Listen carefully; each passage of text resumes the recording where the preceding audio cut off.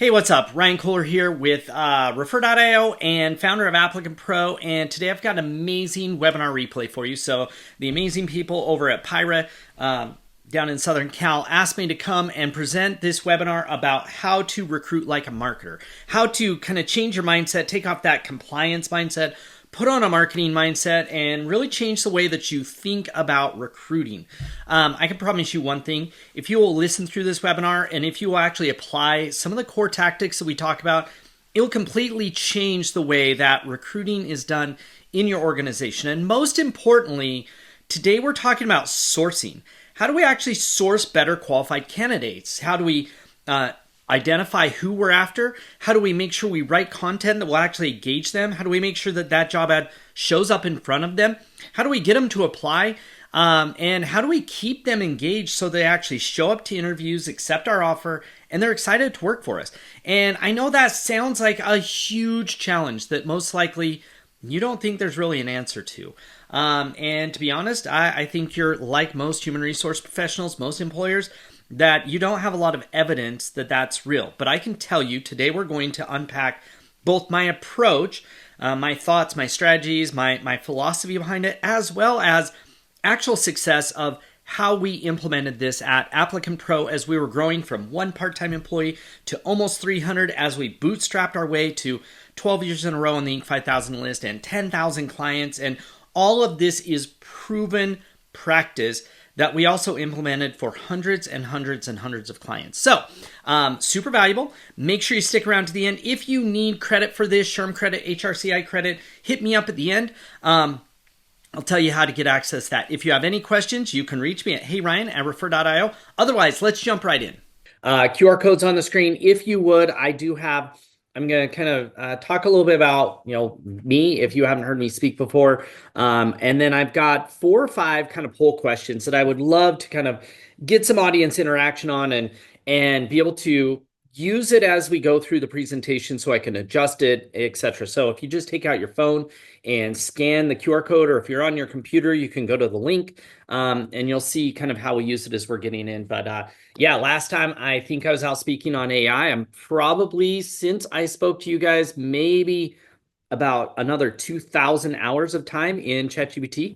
And so doing all kinds of cool stuff. And so, but I'm actually crazy excited to talk just about recruiting today, because no matter how good AI becomes, whether it's, and I tend to be not a proponent of like AI decision-making, decide who to hire. I tend to be much more generative AI, like using AI to write content. And so if we get done early or maybe as a follow-up, I can show you that a lot of what we're going to share today might make you uncomfortable from I don't know how to do that, or that's not really in my wheelhouse. I'm not a marketer.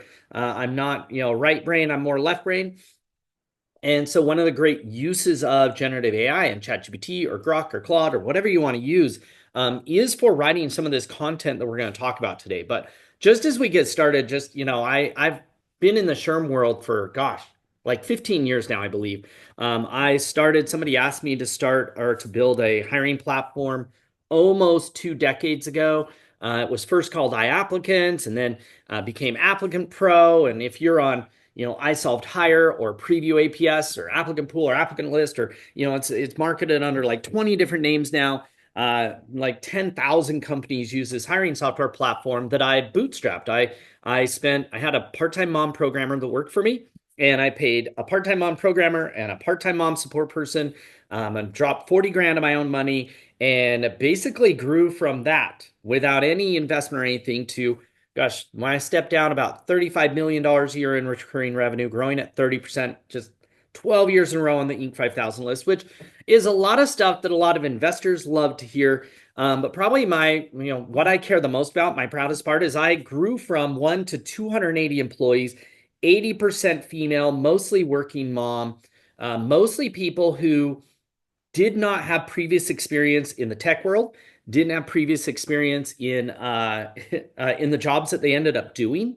Very much kind of grew from within. And when I left, we had 4.7 stars on Indeed and 100% approval rate as a CEO. And so really, really important from my perspective. I also was dropping, I think, a $500,000 a year on house cleaning for my employees. And we're going to talk about, because this is super important, because I was turning away 400 applicants per hire. This was not, today with AI flooding our stuff. This was, 2 years ago. 400 applicants per hire, 25 of those were employee referrals with zero ad spend budget. I wasn't paying for recruiters. I wasn't paying Indeed, although I'm not saying not to pay Indeed. I wasn't paying for job board ads. I was paying $250 per hire in my employee referrals. So I wasn't paying some excessive, exorbitant fee for that, just literally through creative marketing. And so we're going to talk about that today, but I just want to make sure you know that I'm not like, some consultant who's afraid of hiring his own people or hiring a team or hasn't done it before.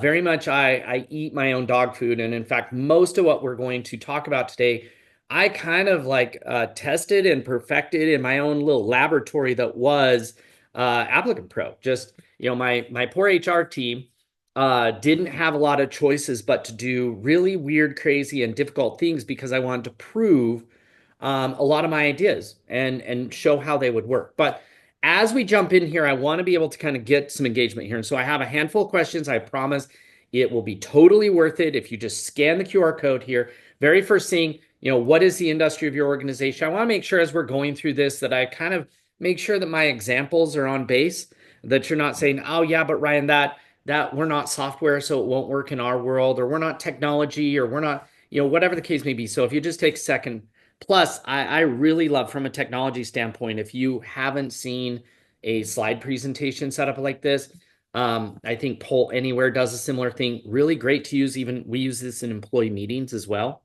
Gives a way to kind of capture engagement from the crowd and to be able to really kind of see, who all is there.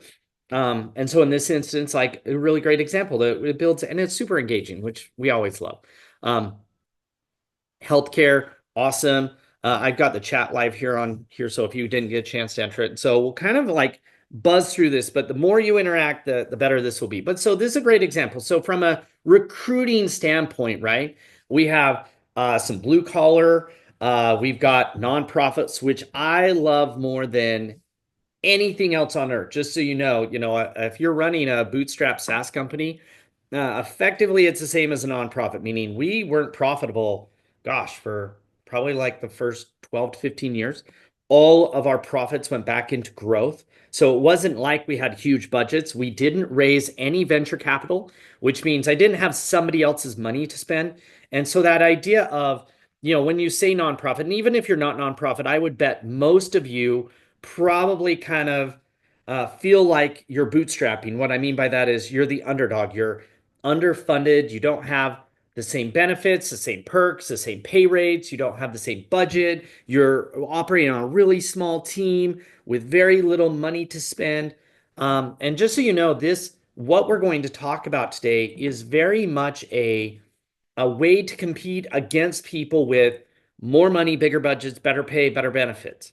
Like I generally don't, well, I will teach anybody in the HR world. Clearly, I'll get on stage and help anybody out there, but I generally and teach tactics that work for the underdog in the scenario, not the big dog. So if you're Wells Fargo or big giant bank or big giant company, or you're the Goliath in the space, I love you to death, but I tend to show people how to compete against those individuals. And today is very much that. So our next question in here, what's your biggest hiring challenge? Now, over the last, so I stepped down as CEO of Applicant Pro 2 years and like 4 months ago. And so I had a 2 year period where I didn't speak. So I want to hear what your biggest hiring challenge is. But I'm going to talk about some of the stuff I've been hearing about. We used here a lot about not enough applicants. And depending on, where we were at, whether we were high unemployment, low unemployment, whatever the case was be, you would see this like, hey, we get a ton of applicants because unemployment's high. Hey, we get very few applicants because unemployment's low. Then forget about it. COVID hits. And, if you're in healthcare, then there was nobody. And if you were in other places, there was floods. A new thing I'm hearing a lot more about, and I should have added it on here, a lot of flooded with unqualified candidates that seem like they're using AI to apply and maybe didn't even know they were applying at all.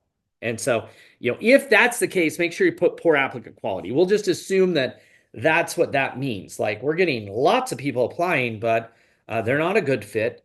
They may not even act like they know that they were applying at all. We're not seeing as much, not enough applicants, although in certain sectors, healthcare certainly has a challenge with that. Lack of budget, manager expectations, either, hey, they're expecting a purple squirrel. They think, hey, we can hire somebody with a bachelor's degree to do a bank teller job and pay them $12 an hour and they'll be happy and not turn over, or somehow that's a win. And so you can kind of see, I love this kind of question just so that everybody kind of feels, hey, I'm not alone. I'm also struggling with poor applicant quality and we don't have a budget and the managers have unrealistic expectation and people are ghosting us on interviews, right? You're not alone in that problem. So I got a couple questions on here, and hopefully I was ripping this out last night really late. The quality of your job ads. So I want us to be brutally honest here. If you think about the last job ad you posted, the last thing you put on Indeed, the last thing you put on your career site, where are you at from the it's a job description, which let's assume is very boring. This is from the perspective of the job seeker, not from your manager's perspective, not from your perspective, but where are we at on the like, hey, it's crazy boring. It's just a job description to, well, we put in a little bit, like a little blurb about why work for us, or hey, like out on the far side, I wrote a job ad the other day. It's like 7 pages long. It is a story-based narrative job ad. It looks, I can post a link to it and share it with you. Like nothing you would ever think. I've had tons of people apply to it. It's extremely engaging. And so I think I have just two more right here, right? This one right here. Who is the primary focus, or what is the primary focus of your job ads? Is it the wish list my manager gave me in a requisition? Is it compliance? Hey, this is a job description. We need to make sure that it is compliant. Is it a corporate template? Like, hey, we have no choice. We just do what we're told here. I can't change my ads at all. It's whatever corporate gave us. Or is it job seeker engagement, meaning, hey, this is all about the job seeker. When they read the ad, I want them to like stop everything they're doing and go, oh my gosh, I found the perfect job for me. I've been waiting for this job my entire life. This is everything I could ever hope for. I can almost sense what it's like to do the job. Now, as we think, and we can do the math on this, right? We've got 4, 5, 6 votes. The majority of votes are, hey, it's about the manager. Hey, it's about compliance. It's job description. Hey, corporate says we have to do this. Very few are out here on the job seeker side. And this is pretty normal. This is how it's always been, even though I've probably talked about job ads and job seeker focused job ads and narrative and story based job ads for a decade, 12 years. I've probably been on stage in front of literally like 10,000 plus people talking about this. We still have our best practice, and best practice is by definition not best performing practice. Just keep this in mind. When it comes to say what kind of content we post and our approach to recruiting, most likely you might claim it's best practice, but really it's status quo. It's the way we've always done it. It's the way it's always been done. It's the way it's done by the majority of our industry. It's the way it's done by the majority of people on earth, honestly. It is the status quo. Just because it is the most common practice, the most used practice, the one that we're most comfortable with, that doesn't actually mean it's the best practice. And that's probably our number one aha right as we're getting going here, is that idea right there. Just because it's what everybody's doing doesn't mean that it's actually the right thing to do. In fact, there's a good chance it's the wrong thing to do. So one last question, I believe, and then we're going to jump into the last. Your email communication, because we're going to talk a little bit about this, meaning when somebody applies, they're going to get an email, and that email is going to say, hey Joe, thanks so much for applying for XYZ job. Don't call us, we'll call you. Here's the I read one the other day that was like, we get so many applicants, don't expect to hear back at all. Is that communication your confirmation email, your screening email, your interview request email, like that type of stuff? Is it just straight out of your ATS? I would assume I've got maybe 10,000 companies right now. We send out a application confirmation email that I'm pretty sure I wrote over a decade ago. It was never meant to be the only one. We just needed something in place. The majority of those emails read almost identical the same, other than company name being swapped in, other than something else being swapped in. But for the most part, they are very transactional. They are very, hey, we need you to do X. I need you to do Y. I want, very much I from the perspective of the employer, and very little in there has to do with, hey, here's something of value. Hey, here's something about us. Just, I send, you guys might not know this about Refer.io, but last year I sent 1.3 billion emails. And our open rate across the board is somewhere around 60%. But the open rate of your apply confirmation, that very first email that gets sent out, is over 100%. Now, if you understand open rates, you'll say, how can more than 100% of emails be open? It means it gets open more than once. Okay. More than 100% open rate on that apply confirmation, that I just got done applying, an email shows up in my inbox. More than 100% of those get opened and looked at. Now, if you stop for a second, and if this is your takeaway, aha, number two, just stop for a second and ask yourself, when's the last time you read that email? And does it add any value at all? My gut says you didn't write it. It was the template from your ATS. Nobody ever looked at it.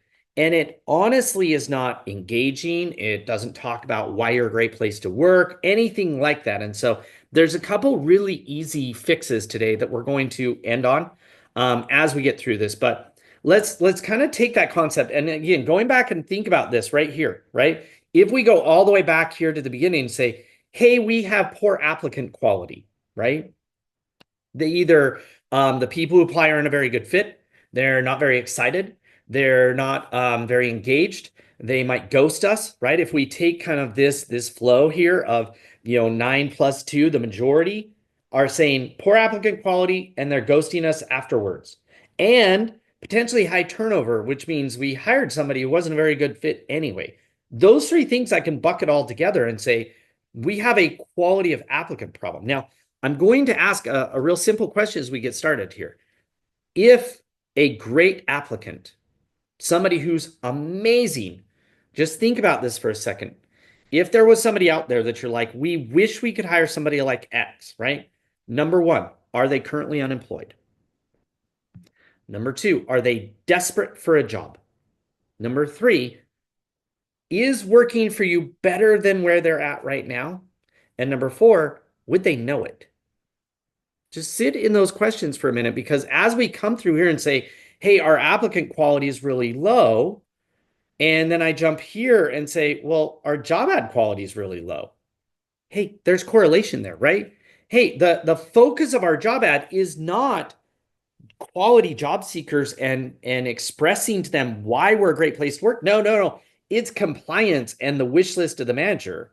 Hey, the email communication, the way we follow up, doesn't actually continue to tell them why they should want to pick us.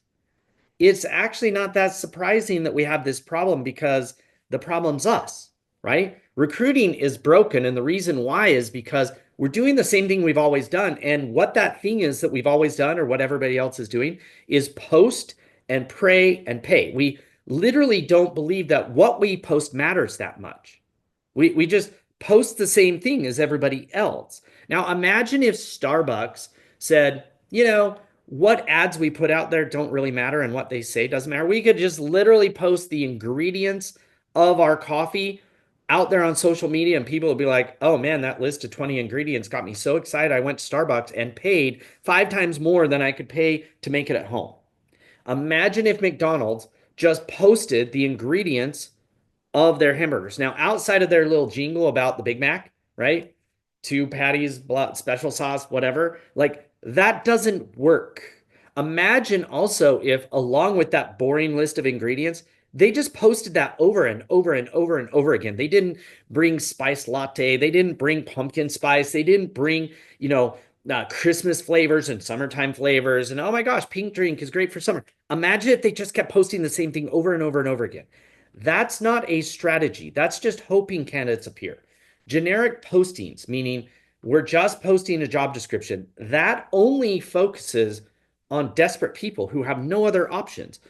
Being dependent just on job boards, meaning like, oh yeah, 90% of all of our applicants come from job boards, and that's the only source we got, and that's the only thing we do. And then finally, no branding. And when I say branding, I don't mean logos and colors. I don't mean style. I mean substance. And substance, when I say, and as we go through this employer branding, what I mean is, are you answering in a unique, relevant, compelling, and credible way this one simple question? Why should I want to work for you instead of where I'm at today? Now, I'm going to walk you through kind of my framework, and it all starts with this one core piece here. And this is actually an interesting framework because it's what I use in hiring.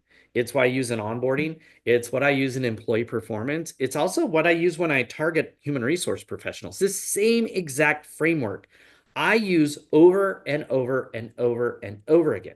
And if a entrepreneur walked in the room and said, "Oh, we built this new AI interviewing platform that we're going to sell to HR people," and I asked them about what they did, they would probably spend a whole lot of time talking about their product and very little time talking about the customer, the HR person, and what their core challenges are and why it's a challenge and where they're at now and what they're looking for. And most likely, I would quickly say, hey, I don't think they're looking for your product.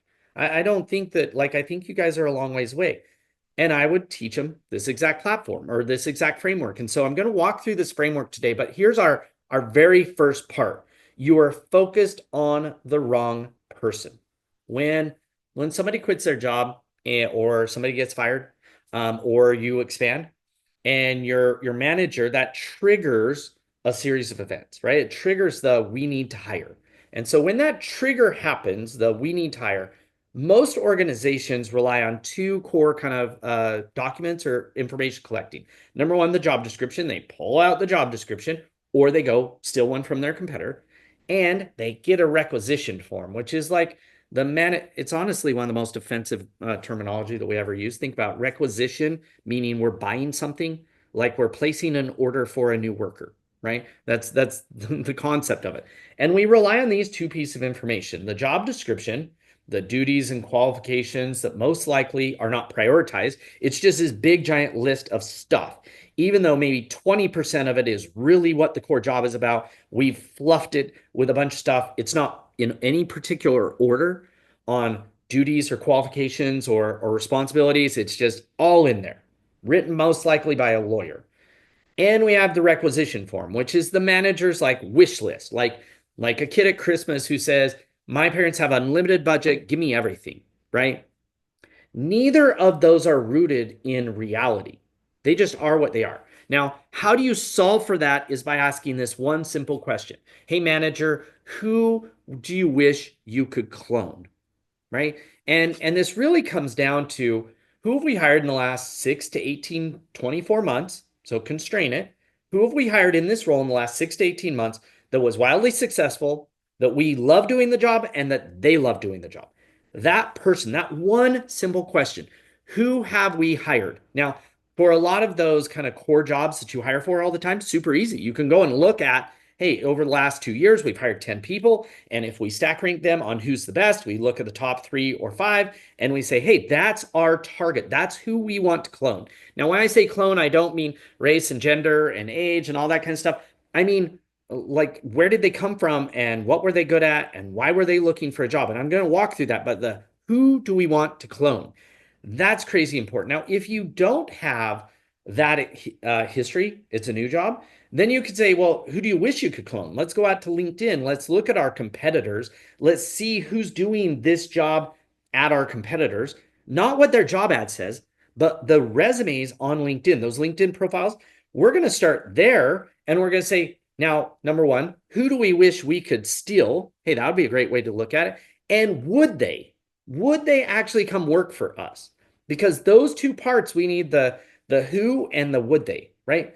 And so, but that's not a focus that most people are actually doing. And so we're going to walk through this, but we're going to start here. How to think like a marketer. I just took, and this was like gosh, maybe about 15 years ago, I had this aha moment. I had left accounting, I'd got into web marketing, I'd spent a significant amount of time learning how to do search engine marketing, content marketing stuff, and I got into this HR space, and I was like, man, recruiting, I need to understand it. And I got this aha where I'm like, wait a second, it's just marketing.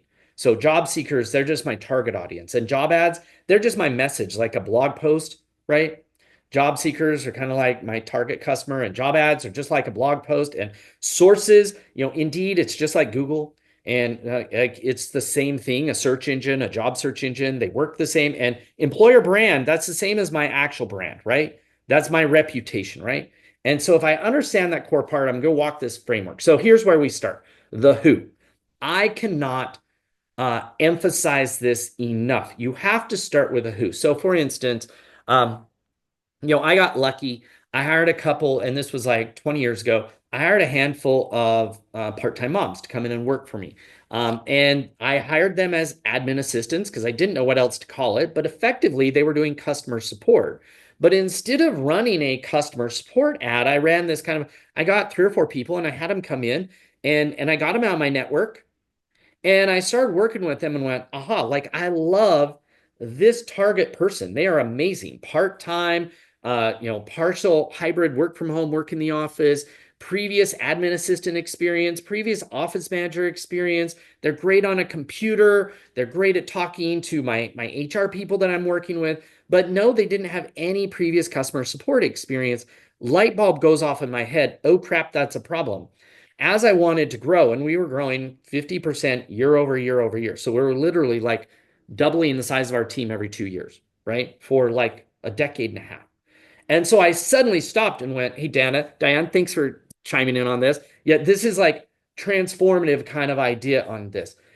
I suddenly went, oh crap, like these individuals aren't looking for the job that I'm giving them, but I needed to know where they came from. And so this who is my target? I had Sarah and Tracy and Heidi that were on my team that I'd hired, and I went, oh my gosh, I just want to hire some more people just like them, right? That's my who. And it was probably, in fact, I know for a fact there are people back at Applicant Pro that have saved emails from me when I would honestly, strangely validate them by saying, hey, Jessica, uh, I want to clone you. Like, I love the way you show up at work. I love how great you are at your job. I love everything about you. And I want to clone you. I want to have more people like you. So, can you tell me more about yourself so that I can understand better what makes you tick? And so, that who is the very first part. Can we identify the who? That brings us to step two: is where. Where were they before they came to work for me? Right? And where do they want to go? So this was a big aha for us. We'd taken our support team, we'd moved some of them into sales, right? So I have these part-time moms that started working for me in a support role, making like 15 bucks an hour. And then I got really mad at the arrogant jerk sales dudes that I'd hired and fired them all, except for Steve Smith. If you know him, he's awesome. But I fired all my other sales dudes, and I gave their leads to some of my support moms. And I'm like, hey, will you just call these people? Because I actually like working with you, and I believe that you like our clients and you love our product, and you just care deeply about our organization, and these sales a-holes don't. And so try this out. And so I got some of them, Sarah, my first one, to close a bunch of deals. She was crushing it. I'm like, oh crap. So I want to clone more Sarahs. But Sarah, the sales rep, was not looking for a sales job. And so I had to go back to where was she when she started with me? Oh, she was in support. And where was she before she started in support? Oh, she was like an admin assistant and had done some call center work. Oh, now I knew where they were at, right? And so this was super important because I made the mistake. I was like, oh my gosh, we've got tons of leads. I need to hire some more salespeople. So I went out, looked at some of my competitors, Bamboo HR and some of these other companies, looked at their sales job ads because me and Bamboo, we were like next door to each other basically in Utah County. I looked at their sales ads and I ran a sales job ad just like everybody else would have done if you were me. You would have gone and looked at your competitor's ad, looked at the job description, and wrote an ad that sounded just like them. And all the applicants that came in looked nothing like Sarah. And again, when I say look, I don't mean physically looked like her. I mean like psychologically didn't look like her and emotionally didn't look like her, and approach to the job and philosophy and the way that she approached things and her previous experience. My sales reps were more likely to have the word their typing speed and office manager and admin assistant on their resume than the word sales. And that was my big aha. I looked at the applicants that came in. I went, these people all suck. This is not who I want in my company. I want more Sarah and Tracy. I don't want these individuals. But my job ad was attracting different people. And so that aha suddenly clicked of like, wait a second, my requirement was you had to know GoToMeeting, which was Zoom back in the day. But yet Sarah didn't know GoToMeeting when she started working for me. That was a big aha. Wait, she learned it on the job. And so even though the manager was saying the requirements, and that was me, I was the one screwing this up.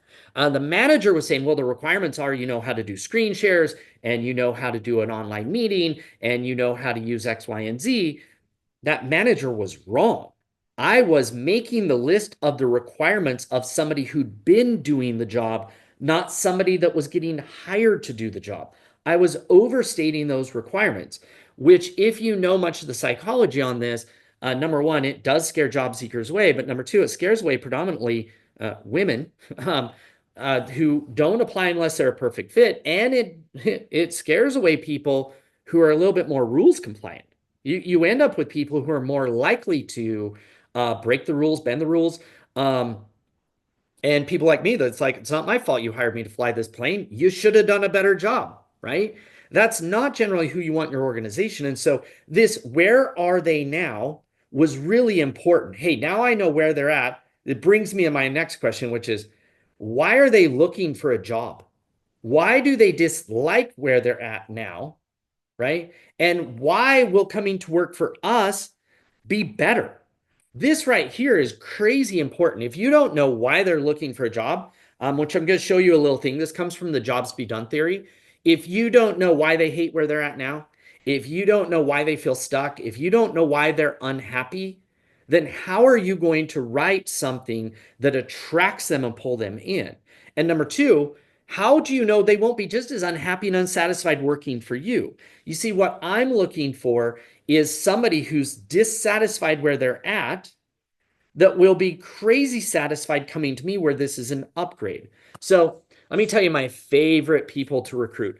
Again, I was building this team of mostly part-time moms who would then grow into full-time. And I hired men as well. I hired everybody across the board. But for the most part, I was starting with part-timers, which meant that's kind of who I attracted. And this one day I interviewed a um, a future mom who worked at a dentist office. So she was working the front desk at a dentist office, and us SaaS people would never in a million years have thought, "Ooh, we're going to recruit dentist office managers and dentist front desk people." That is not in a million years who we would be recruiting into our support team. But I interviewed this individual. She came in crazy smart, insanely like a great fit for who we're at. And one of the things she asked me while I was sitting on the interview is I was like, hey, this is what your pay rate's going to be. And you know, we take these holidays off and I pay you for it. And she's like, wait, you're gonna pay me to not work. And I was like, wow, that's weird.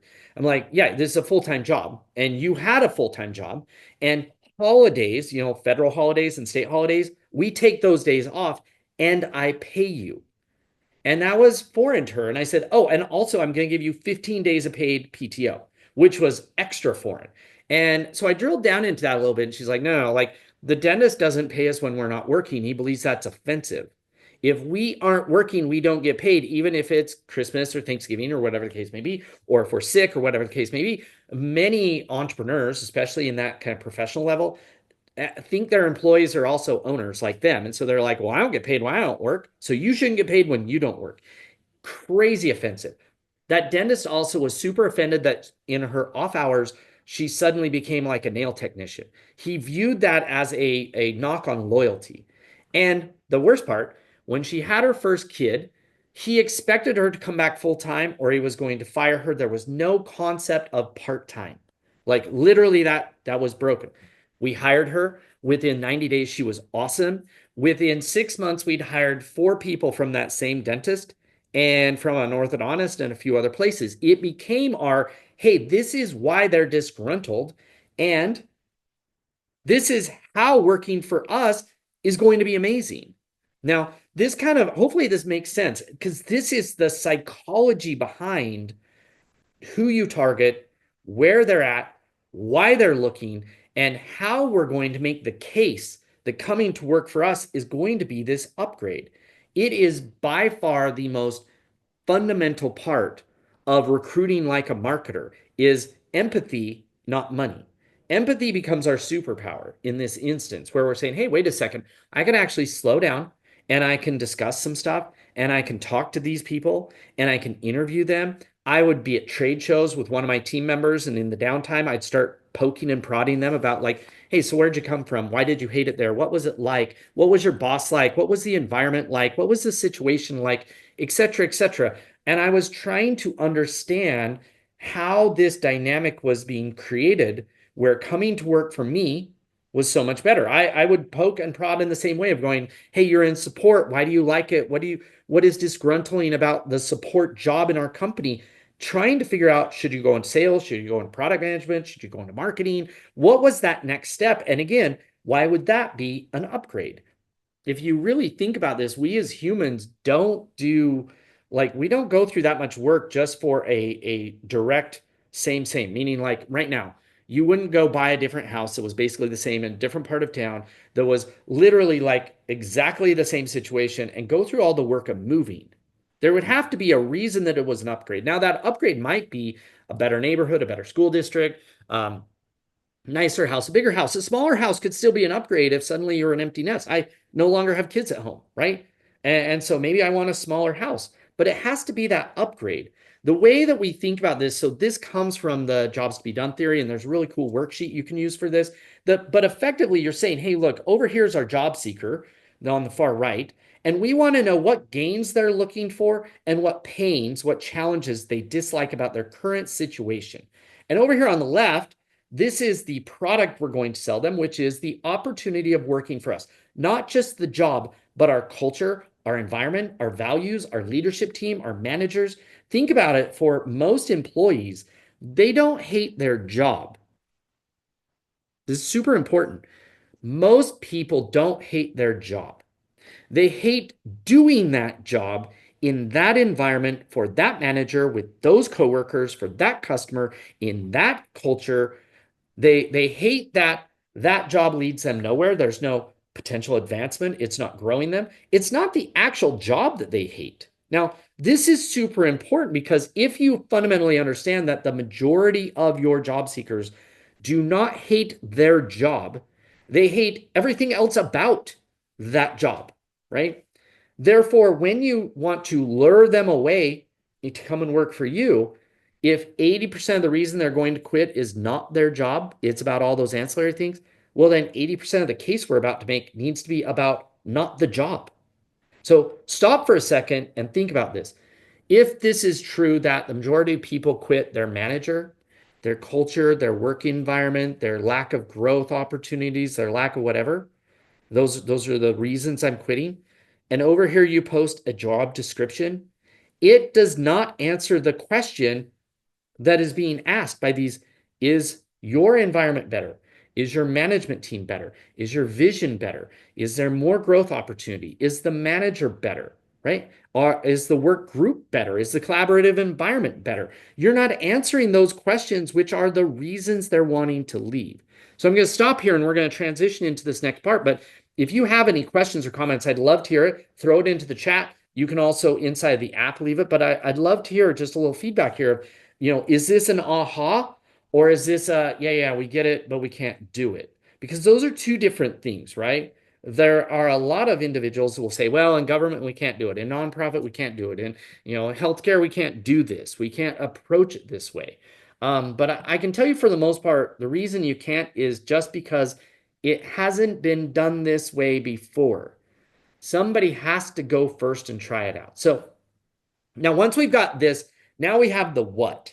And the what is and not just the ad, but every piece of content that I'm going to run into between the day I go, hey, I'm out looking for a new job, or something shows up in my inbox with a job or anything like that, all the content that's going to lead me from where I'm at to applying, right? And that could be a job ad, it could be your Indeed profile, it could be your career site, it could be something one of your employees shared online.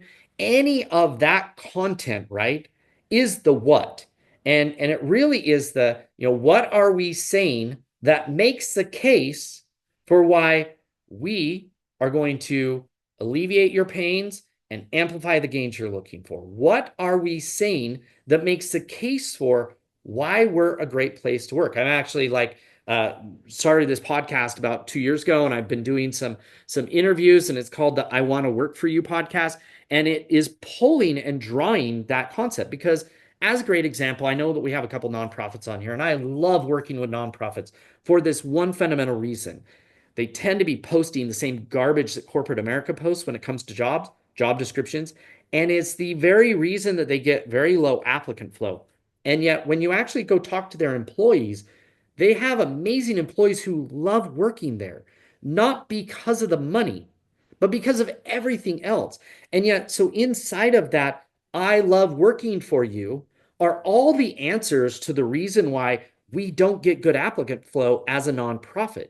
It's not the job description. It's all the other stuff that needs to be expressed before somebody gets in there. I actually have a city I'm working with right now, or that's one of our clients, and we were talking to them on the phone the other day, and they're like, yeah, look, it's kind of like if you know, meaning if you know what it's like to work for our city because you have a friend or a family member or something, you know that it's awesome. But if you don't know, you don't know. And like I was sitting there going, so let me get this right. So you know that you're a great place to work. And you just told me that if you knew that, all these people would want to apply. And yet people don't know it because you don't tell them. This is not hard stuff. And yet they're throwing more money at Indeed to amplify their boring job descriptions that don't answer the question why somebody would want to work. And I stopped them. I'm like, so I just got this weird question like, why is it such a freaking secret? Why are you keeping this a secret that you are a great place to work? It makes no logical sense. It's not a secret. It's not something they should be keeping secret. It's not something they're trying to keep secret. It's just something that they're not trying to get out there. And so this concept, now, when we take it from here and we say, all right, we know those other parts. Now, here's our next kind of thing to aha about is that you can't treat all these different sources the same. If you think about Indeed right now, for most of the people on this call, when you run an ad on Indeed, um, that is the only content that a job seeker is going to see before they apply. They're not being routed to your career site. They're not being routed anywhere else, which means that job ad, and in fact, the most of them don't even go look at your reviews or read the Indeed profile. So a job seeker on the job board runs a search or gets triggered by an email, generally, um, goes in here, looks at this job ad, and decides apply or don't apply, just based off the ad. So even though you might have spent thousands or tens of thousands of dollars to build this really cool career site with all these awesome videos on it, the majority of your job seekers, especially those coming from the job boards, never see it, which means that content, that job ad, has to stand on its own and make the case for why we are a great place to work. Now, if somebody comes to your website, that's a totally different person, right? And that journey that they take, the content they're going to engage with, can be very different and curated in a different way. And an employee referral, once again, totally different journey, totally different kind of, oh, somebody posted about it online. And if you're me, this is my hack. So my employer referral hack is very psychologically motivated. So I decided about, gosh, like 8 years ago, that I was going to roll out this really cool benefit called house cleaning. So I was paying for the house cleaning for all my employees. Again, 80% mom organization. I'd spent a bunch of time saying, what's your biggest guilt? What's your biggest sadness when you go home? What could I do to make your life better? And the thing that popped up was like, man, if you could clean my house, that'd be great. And a percentage of them, they were making enough money to pay for house cleaning, but a lot of them wouldn't. It was a guilty pleasure. So I decided to roll out this benefit where I would pay for their house cleaning, right?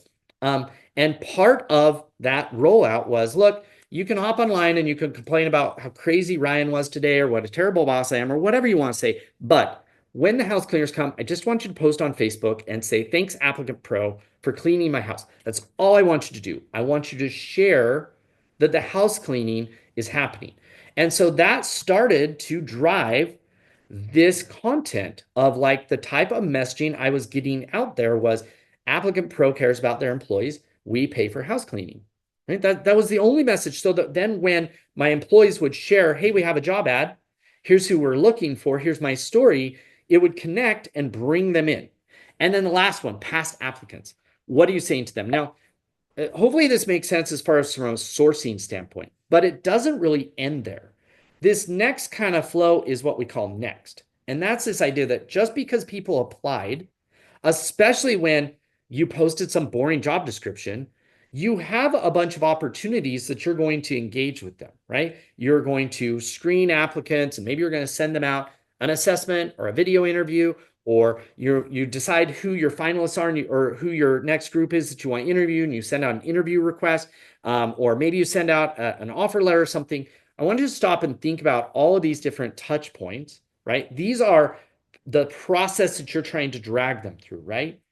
Each of these has most likely some type of corresponding email, corresponding text message, corresponding phone call, whatever the case may be. Now stop for a minute and ask yourself, these emails, are they transactional or are they relationship based? So transactional. Thank you for applying for this job. We received your application. One of our team will review it and we'll get back to you. Transactional. That was in this transaction, you did this, so we are doing that. That's it. Whereas relationship-based would be, hey, thanks so much for applying. We received your application. We're going to review it. But in the meantime, I bet you'd like to learn more about why we're a great place to work. So here's the top 3 things our employees say about why they love working for us. Click here to go to our career site and watch our video of our team. We're starting to build our relationship. We're starting to brand this email, not brand it because it has our stupid logo in it and our color scheme. Brand it because it starts to make the case or confirm that case of we're a great place to work.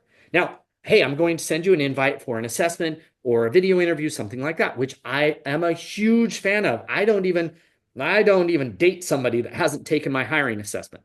Sorry, that was super offensive, but you can ask my wife and she thinks it's funny. But that request, I'm going to make an ask. I'm going to ask you to do something. I can just say, hey, Joe, we need you to take this hiring assessment or we won't move you forward in the process. Please go take it. Transactional or relationship based. Hey, Joe, we care so much about our team and our culture that we're very protective about who we let in.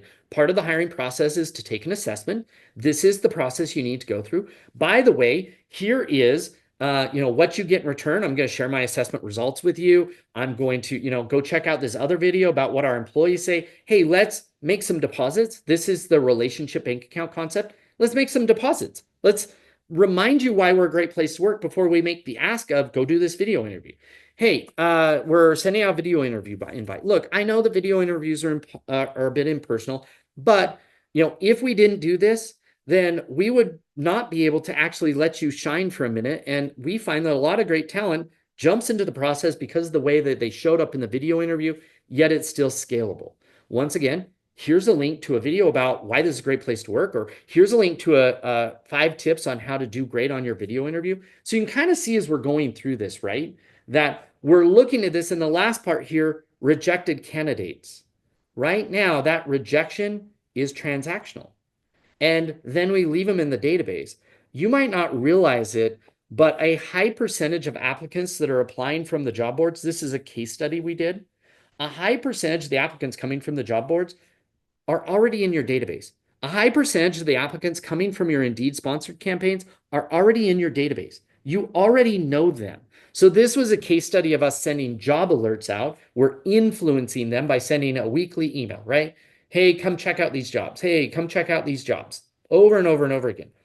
And what we looked at was how many applicants did they get during a period of time that were not getting job alerts and how many were getting job alerts. Then we looked at hires.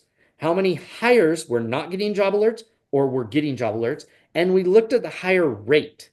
We call it influenced. And the reason this is so important is because when we send out job alerts, job seekers still go to Indeed to apply. and then they're tagged as coming from Indeed or ZipRecruiter or LinkedIn. But here's the thing that we saw.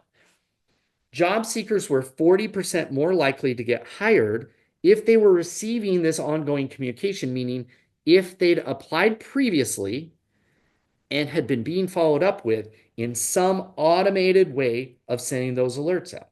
And it wasn't just people who had applied just the last 30 days. You can kind of see the distribution. I've done probably like 40 of these case studies at this point, and it tends to be pretty consistent. Now, this is influenced just with job alerts, which you might already do. This wasn't awesome job alerts, meaning like making the case for why you're a great place to work and expressing that information in it. And so we're gonna jump into questions in a minute, but here's my question.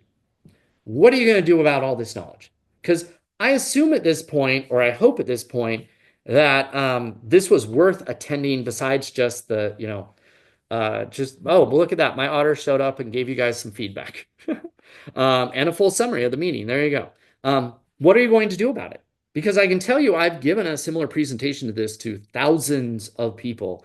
And yet 6 months later, I go look at their job ads and they're the same. They're just as boring as they were before. They're just as bad as they were before. And so, knowledge, while you do get credit, isn't really worth anything if you don't actually implement it or execute it.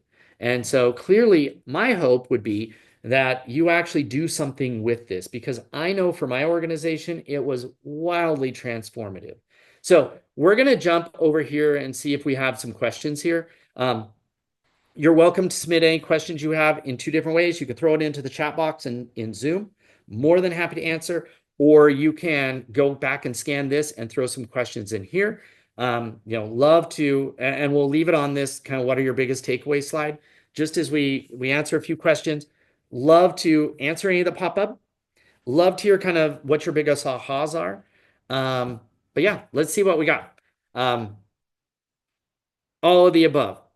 Yeah, honestly, Carmen, this is a big mental shift. And the way to think about fixing recruiting, like we think there's some magic bullet out there.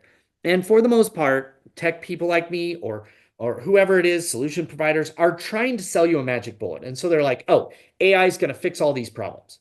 No, it's not, right? Generative AI can rewrite your job ads, but if you don't feed it the right knowledge and the right information, it's going to just write a boring job ad faster.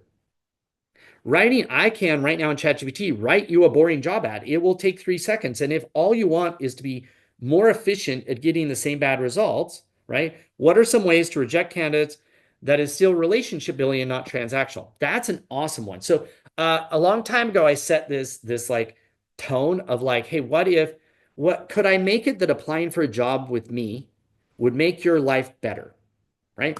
And so for us, Sherry, one of the ways that we did that was we took and put together a little course that we sent out. And so we were like, hey, sorry that you didn't get a job. We wish we could hire everybody, but unfortunately we can't. Hey, by the way, here is these 3 videos that you can do to learn how to level up your tech skills, how to, network your way into a job in the tech world. Because for us, especially in the tech world, I kind of view this as like, I'm Willy Wonka.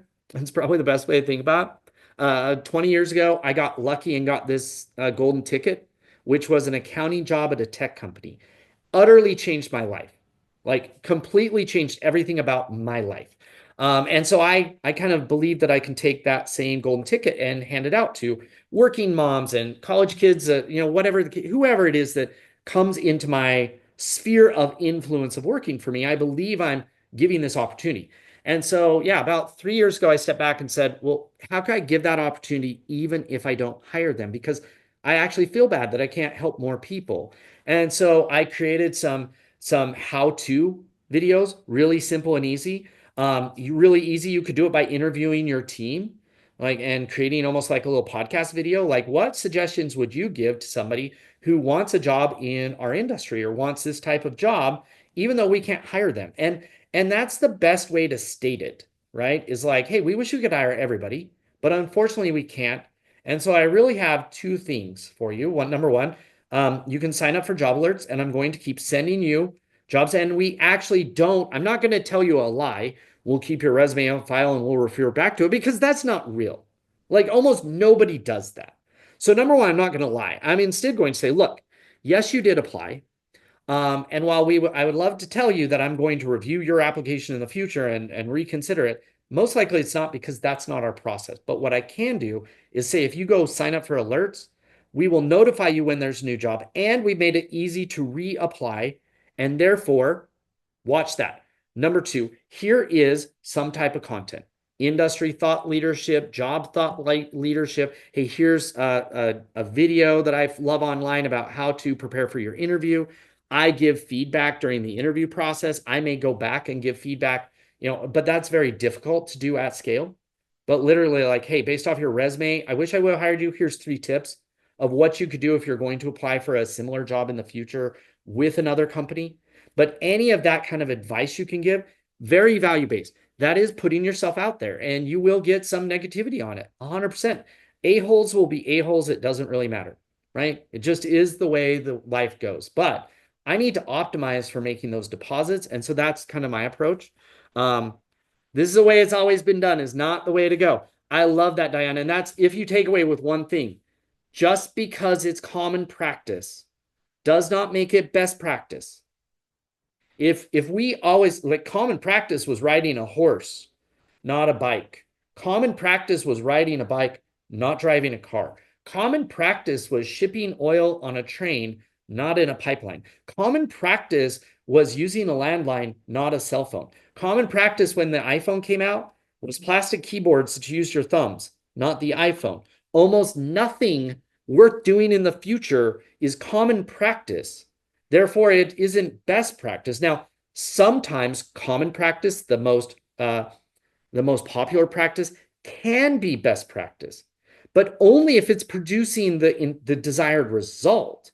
But following best practice or most common practice just because it's easy, it's fast, it's cheap, it's what we've always done, it's not risky, without validating going, and it's also leading us to all the stuff we looked at before, right? If I come all the way back to this slide right here and say,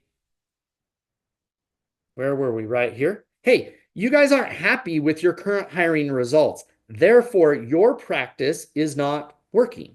And if your approach is common, is best practice or the most used one, and everybody is unhappy, then it clearly isn't the right way to do it. It's not the best way to do it. It just is the way it's being done. And the way it's being done is not like just what we stick with. Let me go back to this question one, just make sure we don't have any questions.